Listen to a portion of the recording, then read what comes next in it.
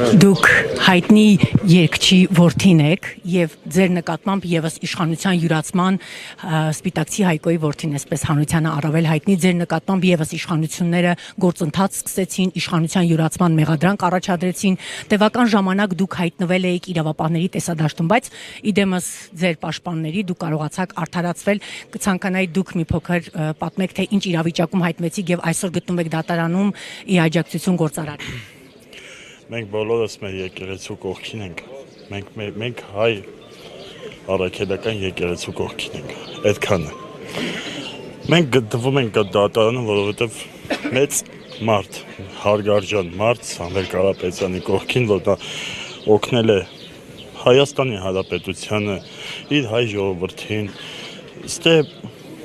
այդքանը, մենք աջակցում ենք։ Եվս հայտնվեցիք թիրախում հոգեբանական ճնշում էր ձեր նկատմամբ, գրեթե ամիսներ շարունակ, եթե ոչ մեկ տարի քննություն տեղ ունեցավ։ Հոգեբանորեն դա ձեզ ճնշեց, դա ինչ փոխեց ձեր կյանքում։ Ինձ ոչ մի բան չի կարող ճնշի։ Շարունակում եք ձեր պայքարը։ Ես իմ հայ ժողովրդի կողքին եմ, իմ եկեղեցու կողքին եմ,